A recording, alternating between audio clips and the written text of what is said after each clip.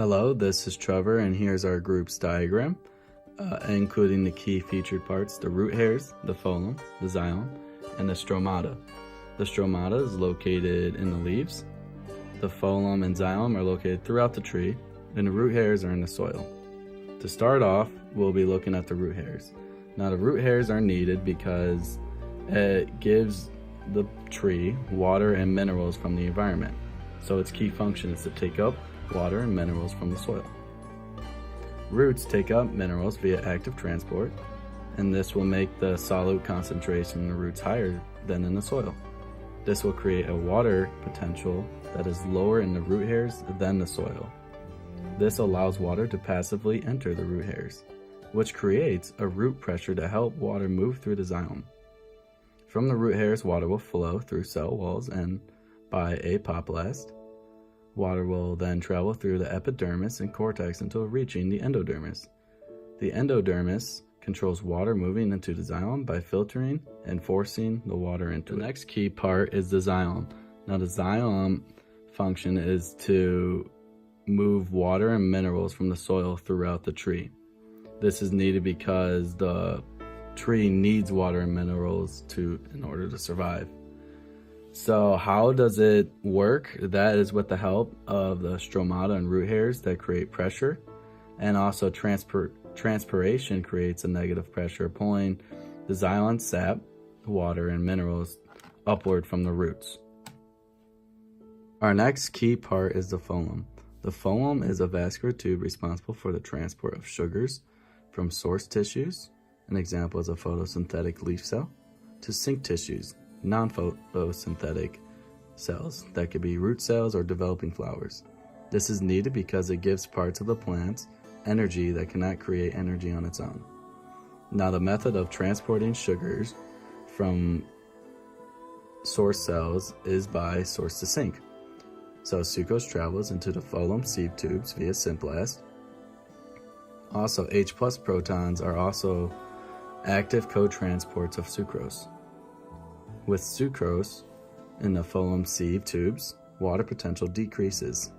Water from the xylem vessels will passively travel into the phloem, and it will increase pressure. The pressure near the source cells will cause pressure flow downward to sink cells, and giving sink cells energy. So a simple way to explain it is the source of sink will start up in the leaves, and it will travel all the way down to the root hairs to give it energy. The next key functional part is the stromata. The stromata is located in the leaves, and here's a simple diagram of what it looks like inside a leaf cell. Now, this is needed to take in CO2 and expel O2. The CO2 provides carbon for photosynthesis, and it helps exit excess O2 in the plant. The O2 is also used for respiration. Now, this is needed because it controls transpiration, which will be talked about by Drew. And how is it done? By microfibril mechanisms. These are guard cells attached to the tips. These regulate the stromata. Now, guard cells work by an ion mechanism. The uptake of potassium by guard cells via protein pumps creates a lower water potential inside the guard cells, and then water will enter it by osmosis. When water enters the guard cells, they become turgid, which allows the passing of O2 and CO2 through the stromata. And with the loss of K+ ions, water will leave the guard cells, and the guard cells will become flaccid. This will close the stromata for CO2 and O2 to not pass through it. I will be talking about the physical properties for the transportation of water. For short distance of water, water is transported across the plasma membrane through osmosis.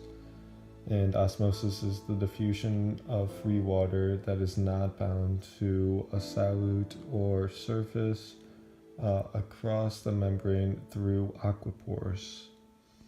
Water potential determines the direction water flows. Water moves from high potential to low potential. The roots absorb water in their tips because the endodermal cells are permeable to water. After water can travel into and through the xylem using one of 3 different routes.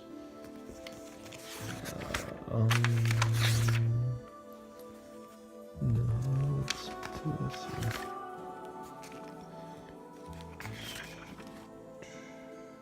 Alright, here we go. The 3 different routes are apoplastic route. Apoplastic route moves through the cell wall and is the quickest route, but it never enters the cell, meaning that when it gets to the Casperin strip, it cannot use the apoplastic route because it has to enter the cell. And it'll enter the vascular cylinder passively. Another route is the symplastic route, which moves from cell to cell within the cytosol. And the last one is the transmembrane route, which repeatedly crossing of the plasma membrane. It's the slowest route but offers the most control of the substances. The movement of water is driven by pressure. Root pressure is caused when water flows in from the root cortex. This pressure pushes the xylem sap, and the xylem sap is made up of water and other resources. Cohesion tension hypothesis is transpiration provides for the pull for the ascent of the xylem sap. This pull along the entire length from the xylem from the shoot to the roots, hence that the xylem sap is normally under negative pressure. That's why this is a hypothesis and has yet to be proven. Adhesion is an attractive force between water and cellulose because they are both polar molecules and have a very strong attraction. The adhesion to the wall of a vessel will cause a upward force on the liquid at the edge and result in the meniscus, which turns upward. The surface tension acts to hold the surface intact, and capillary action occurs when the adhesion to the walls is stronger than the adhesion force between the liquid molecules. Cohesion allows for water to be able to pull the xylem sap from above without the water molecules separating.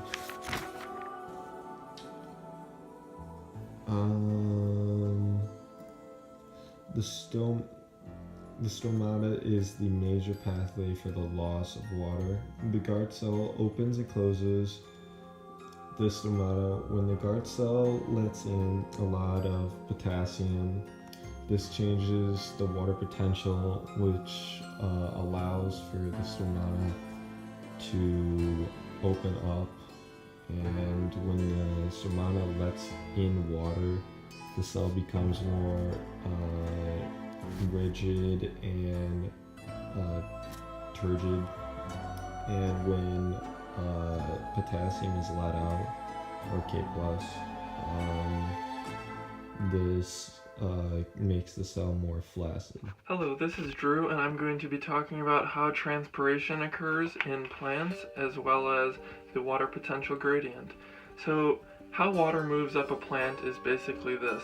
So as we can see here, these are the roots, this is the water stream going up, and this is a broken water stream.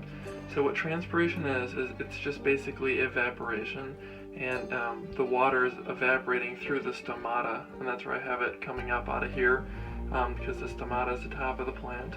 And since the water is diffusing out of the leaves, or it's evaporating out of the leaves, it'll create a negative pressure in the leaves and xylem, creating a suction, and that is what it permits the water to move up the xylem. That's this line here, like a straw. Adhesion and cohesion are part of this. So cohesion is that water molecules are hydrogen bonded to each other, and adhesion is the ability for water molecules to be sticking to a separate surface. In this case, it's the xylem, which allows it to move all the way up the plant. Cohesion, it fills a column of water, and it moves like one molecule of water. So the third step is capillary action. The narrower the tube, the higher the water rises quickly. And the adhesion is between water and the surface of a solid. And adhesion allows water to climb up the columns and through tubes and different cell walls, and that's in these leaves here. Now, transpiration rates can vary by different environmental factors, including wind, heat, and humidity. So if it's very hot out and very dry, the water is going to be pulled, or it's going to be evaporated out of the leaves very quickly. And in this case, the stomata can actually close itself if the rapid water loss occurs, in order to preserve water to keep itself from continually to keep itself from dying. And so this leads to the ratio. Transpiration rates go up as temperature goes up, and vice versa, because the stomata can open and close itself based on how much water it is really losing. And here is one more thing, and if the pull from the leaves up here is stronger than the cohesion of the water together, then the water column can break like this, and then the plants will create root pressure, and these guys down here are the root hairs. I believe Trevor talked about this. It pushes that water column up because it knows that it needs to reconnect that water, and the water will go up and then all of a sudden be connected again, and it'll create that flow of water going up towards the stomata in order to be evaporated through the stomata. And one more thing is a term called guttation, and it's the loss of water in liquid form from an uninjured leaf or a stem of the plant, principally through the water stomata. And again, this occurs if there is just if the root pressure is high, and all of a sudden it's just going to kind of coming out. It's kind of like condensation, but it's actually pushing out the water instead of water from the air clinging onto it. It looks like condensation, but it really isn't. And again, this overall process is called the water potential gradient, or that's how the water moves up. So water has a natural tendency to diffuse by osmosis from a region of high water potential, which is down here by the roots, because the rain comes down and collects in the ground and it sticks to the root hairs, and so there's just a lot of more free water molecules down here, and up here where there's just less water molecules, because it's hard for leaves to exactly take in water from the rain. There's less water up here, so it'll move just from the high water potential to a region of low water potential, and that's called the water potential gradient. Thank you guys for listening, and we hope you enjoyed this video, and please leave a like and subscribe. Bye.